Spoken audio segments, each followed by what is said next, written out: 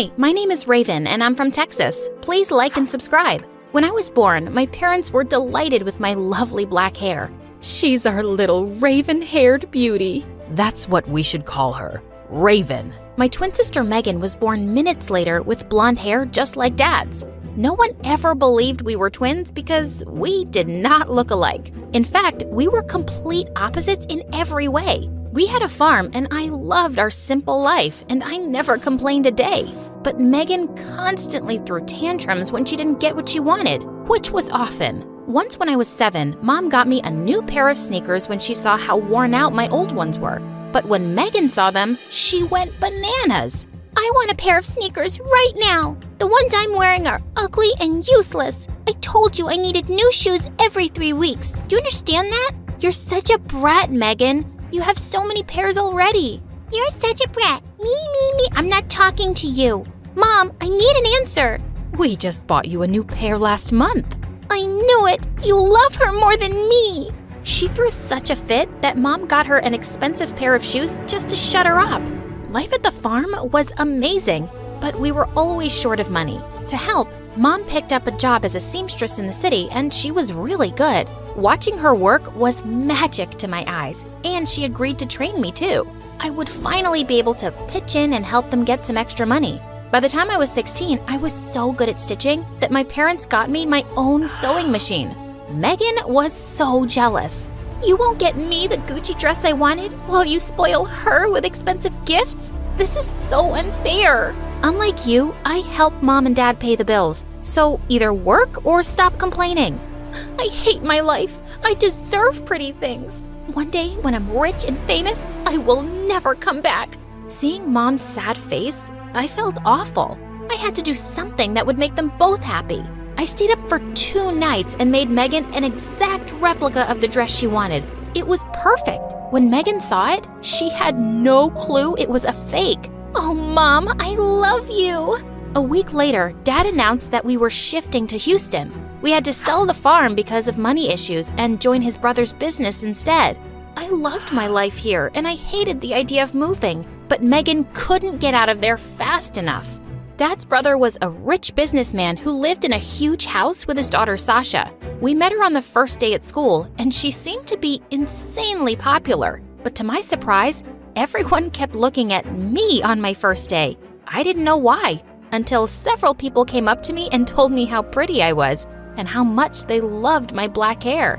Sasha was not happy. She came and slammed her locker shut next to mine, glaring at me. A word of advice? Don't let this attention get to your head. I'm the queen bee here. Good to know. I have to get to class now. I turned around and left, but a few steps later, Megan stopped me. What do you think you're doing?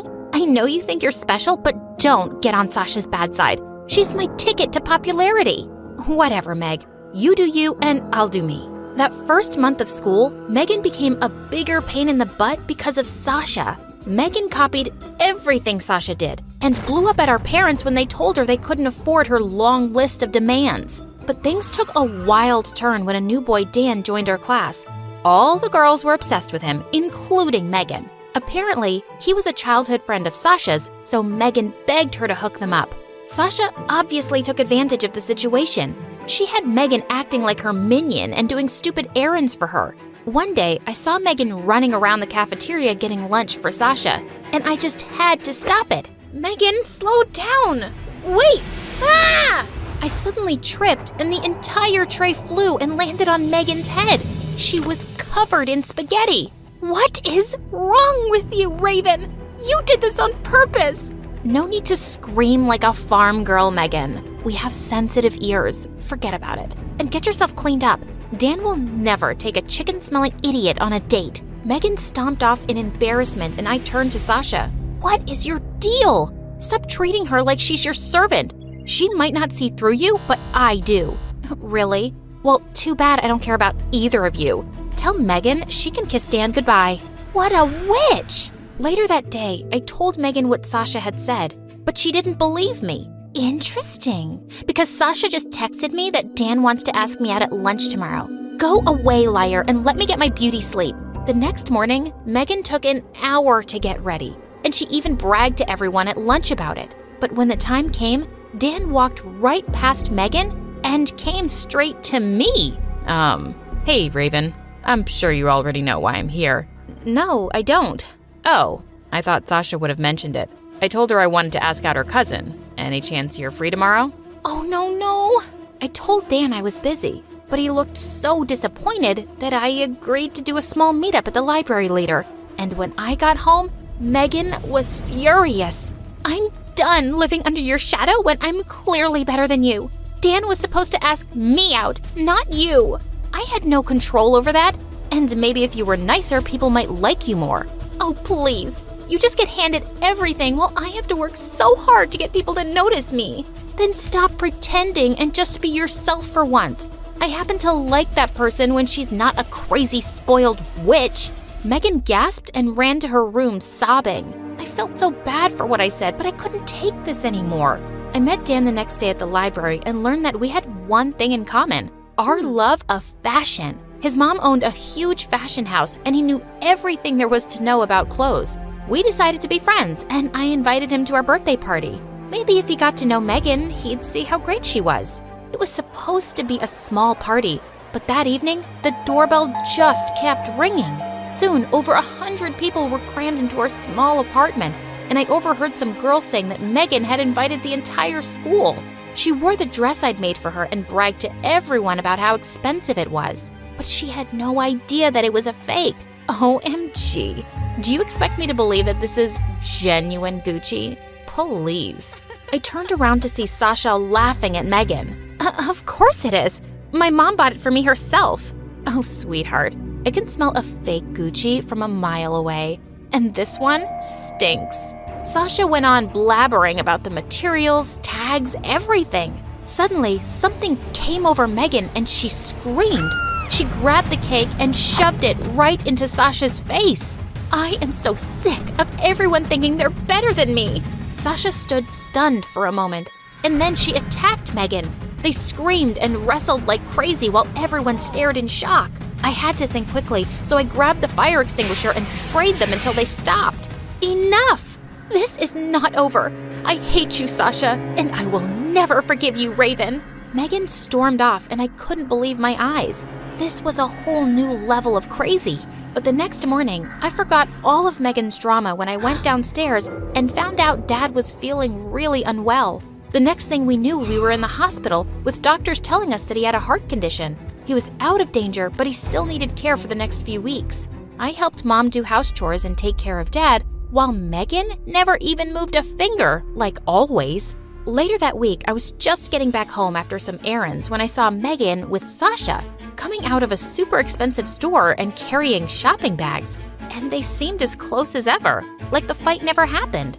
But the next day at school, I was walking down the hallway when Sasha suddenly pulled me into an empty classroom. Hey, what? Just listen to me, okay? I'm worried about Megan. She's been really weird lately. Yesterday at the mall, we almost got busted because Megan stole an expensive top and threw a huge tantrum when she got caught. I had to pay for it. And she's been saying some really crazy things too. And why should I believe anything you say? All you've done is make things worse between me and Megan. Look, I know things that may shock you. Like that big scar on your stomach, I know about it. I was surprised Megan had mentioned it. It was a scar I got when I fell off my bicycle once as a kid. Okay. So Megan told you about it. Big deal. It was a dumb accident from when I was 7. That's not what she told me. It wasn't an accident. Megan said she messed up your brakes on purpose so you'd get hurt. I'm telling you, there's something very wrong with that girl. I just pushed her aside and walked out of there, but I felt a bit sick in my stomach. Could Megan really have done that? The next day, Dan came to visit me with some exciting news. His mom had seen a picture of the dress I'd made for Megan. She loved it and wanted to meet me. She wants you to bring the dress and come for an interview at her company. I was so excited. A job like this could really help us out, so I agreed immediately. I asked Megan if she could give me the dress, and she shot me the weirdest smirk as she fetched it from her cupboard. This dress? Just then, she grabbed a pair of scissors and ripped it apart. Megan, no! Oops, I slipped. She tossed the dress aside and walked off as I watched in horror. I called Dan and begged him to buy me another day so I could make a new dress, but he gave me an amazing idea. why don't you just add a few things to the same dress and make it edgy? I did just that, and Dan's mom was stunned by my talent. She offered to take me along for the next Paris Fashion Week. She was all set to offer me a job afterwards too, and I was on top of the world. But just a day before my flight, Dad felt sicker and I decided to cancel my trip. No, Raven, you can't miss this. You have to go. I'll be fine, love. I'm here, don't worry. The unpaid nurse. Go, go, live your dreams, princess. I wasn't too sure about leaving my parents alone with Megan, but they insisted. And Paris was a dream come true. I also got a chance to wear my design and people showered me with compliments. I still had 3 days left in Paris when one morning I got a frantic call from Mom. I'm so sorry to ruin your trip, Raven, but we need you here. Megan ran away with all our money, and all I have is a note saying that she's chasing her dreams and never coming back. This girl had gone completely off the rails. I left for home immediately. Thankfully, Dan's mom said I could start the job right away, and we had some money coming in so I could take care of things, especially Dad's treatment. And he made a full recovery in a few months. I worked really hard and designed some brilliant outfits, and within a year, Dan's mom was so happy with me that she relocated us to New York to run her store and offices there. Life was good, except for the fact that we couldn't stop wondering what had happened to Megan. One day, I was reading at a cafe and the waitress brought my order, and when I looked up, I was shocked to see it was Megan. She looked so different. Her hair was all messy and she'd lost weight. She stared back at me in shock. What are you doing here? What does it look like? I work here. I know you're some big shot designer now, so please don't rub it in my face. Wow, I see you haven't changed much. That's all you have to say to me? Typical. What else should I say, Megan? You're meeting me after so long and you don't feel a tiny bit of shame for hurting your sister, for robbing our parents, for breaking their hearts? You're still just as awful as ever. I got up and started walking away, but suddenly she grabbed my arm and started sobbing. No, please, wait. I made a lot of mistakes, and I was jealous and selfish, and I'm miserable now, Raven. I need you, please. I'll do anything. I'll be better, I promise. It has to be more than just empty words, and you need to earn my trust.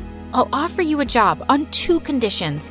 You will start at the bottom and you'll work your way up, just like everyone else. And you'll get therapy. Got it? Yes. Good, then you can start tomorrow. Now come home. Mom and Dad miss you.